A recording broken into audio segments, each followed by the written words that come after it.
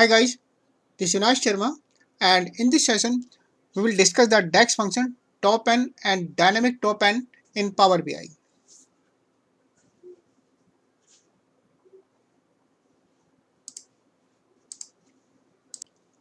Top N DAX function. This function returns a given number of top rows according to a specified expression. What I means this top N function takes out the specified rows, say 5, 10, 11, from a table, from the top or the bottom. So as you can see in the syntax, top N, the first parameter is the N value. This is the value you can mention the number of rows to be picked up from the table. Second one is the table, means from which table the rows has to be picked up. Then third is the order by expression. In this parameter, you can mention the name of the column, which has to be sorted in descending or ascending, means top or bottom. Then fourth one is the order by order. That's optional parameter. You can mention here, like say you want to pick the data from the top or bottom. By default, it's a descending. It means the data will come from the top. Here is an important point. The top N function does not guarantee any short order for the result. It means generally the result of the top N function does not show the data in a proper order. Before we start the practical of the top N function, first of all we check the data we have in the Excel sheet. It's a country, product and quantity sold. Suppose we want to pick the top 5 highest quantity sold figure. Then in that case, the quantity sold, this column is already sorted in descending order. So it will pick up the 5 row from the top. And if we say from the bottom, lowest sale, then it will take out the row from the bottom, this row. And if we sort the data, say in the select product column or country column, then our result might be different. So we will check this data, how to use the top N function using this data with the tables and the measure. Let us do the practical of the top N function. So as you can observe, the data already uploaded. The country, product, quantity sold and quantity sold column is already inserted in descending order. The top N function return the result in the table format. So we create a new table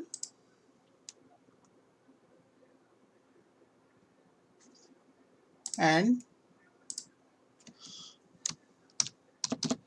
top 5.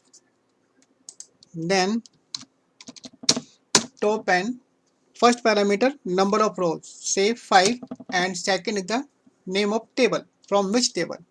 So I take the rest of the parameters are the optional. So first of all we'll try only these two parameters. Executes. Now you can observe, so we have the top 5 row from the that sales summary table. Now we add one more parameter, order by expression.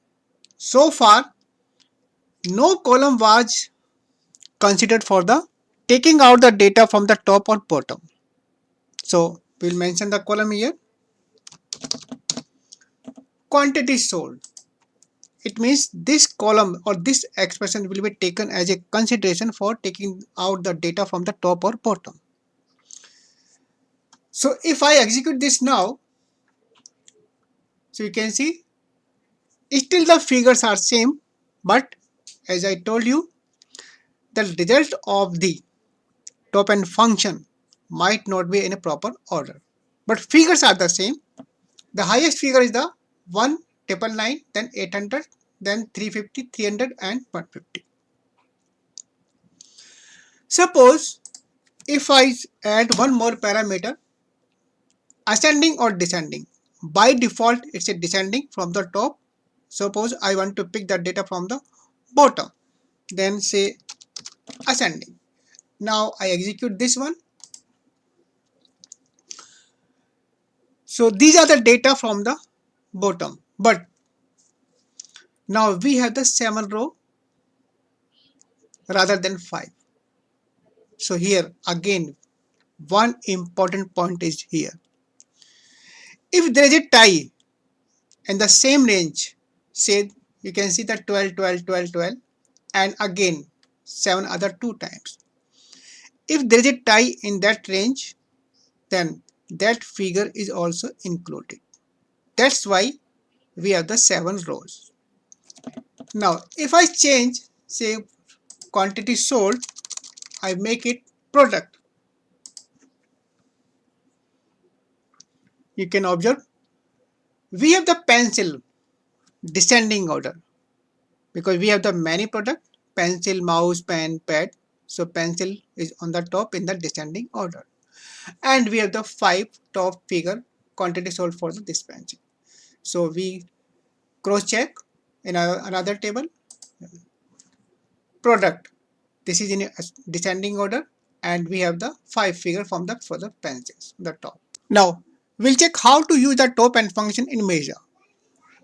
We have a data table and we have the list of the product, pen, pad, mouse and pencil.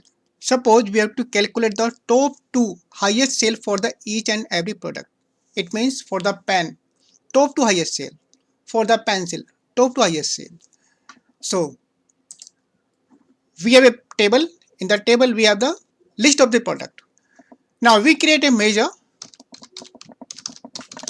sum sales, then calculate quantity sold. This measure created. Now drag and drop in this table, and now we can see. So these are the figures. The total quantity sold for the pen, and then 1094 for the pad, because this is a measure and it works in a filter context. Now we create another measure with the top 2 highest sales. So new measure and top 2 sales, then calculate sums quantity sold, and now filter. In filter we will write the function top n, then 2, table name, sales summary, then expression quantity sold, and we create this measure. This is created. Now drag and drop to table, and now we can see the figures are different comparatively to the other measure. This is the total measure, but this is the top 2 highest sale for each and product. 2349 for the pen, for the pad it's a 950, for the mouse it's a 550, and for the pencil it's a 89. Now how these figures have been calculated? So we can check with our diagram. So as you can see the diagram, if we observe the data for the pen, the first figure is the 1999, and then second figure is the 350 with the red arrow. The sum of these two figures is the 2349. Top 2 highest quantity sold. Then second one is the mouse in black arrow, and the mouse highest 300, then 125 and again 125. This time this will take the 3 figures, 300 plus 125 and total is the 550. We are taking the top 2, but as we discussed in the last example, if the same figure fits in the same range in the top 2, then this will include that figure too. So 125 is the same figure, the top 2. So this figure will be taken. So total is the 550. Third is the pad. On the pad we have the 800. First figure, and then 150.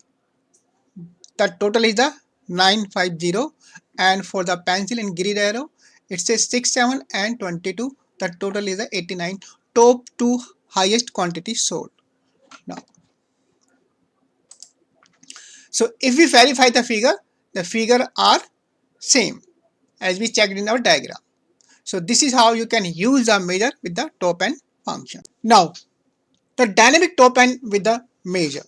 So as you can observe in the function, we are taking the top 2. This is a static value or hard-coded value. Suppose we need the top 3, top 4 or top 5, and it means each and every time we have to change in the function. This value we have to change. But we can make this function as a dynamic function.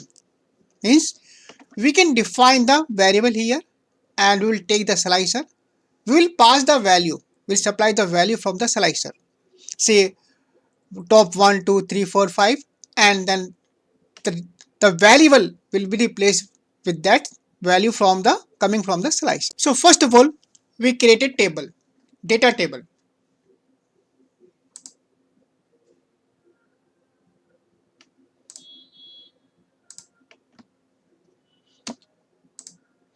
Two, three, four, then five.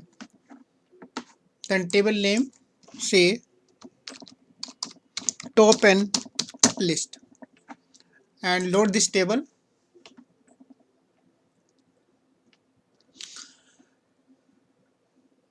So we have this table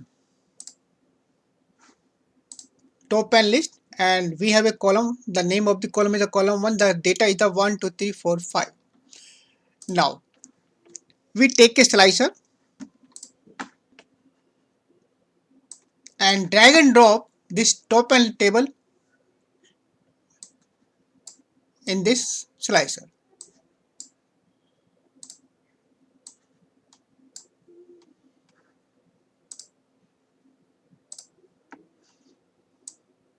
So now you can see we have a slicer with the checkbox with the value from 1 to 5.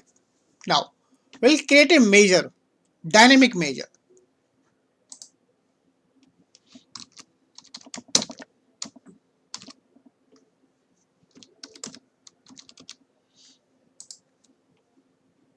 So first of all, we declare a variable, say var, and name is say cell value, selected value. Then we use a function selected value. Selected value from top list column, this one. Then return.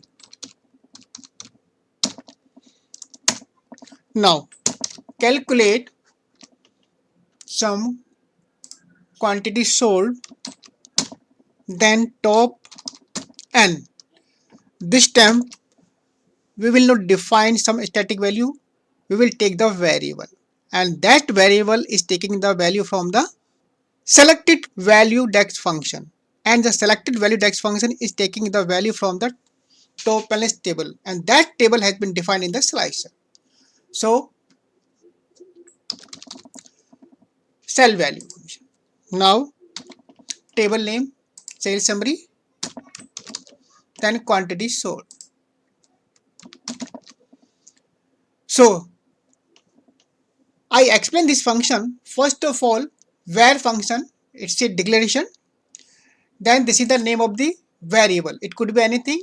And this is the dex function, selected value. This selected value, it means value selected from this list. And this list is attached in a slicer. So when you check the value in the slicer, so the value will be replaced with this variable. And the return, it means this statement is over here, and now we define the function calculate. In calculate in the top n function, we are not taking the any static value, we are using the variable. So every time the value will be replaced in the variable. So execute this one. So this measure created. Now in table I drag and drop this. So right now you can see nothing is selected in the slicer. If I select 1, so you can observe the 1999. Now, so top 1 selected, and if you verify the data 1999, so for the pen the top is the 1999, only one second. If we change say top 2, so this figure is same with this, already created the measure with the top 2, figure the same. Now if I check the top 3, then only change are happening with this measure, dynamic measure, say top 4, top 5. So this is how you can use the dynamic top end in measure. Guys, this was all about the DEX function top end and dynamic top end. Thanks for watching the video.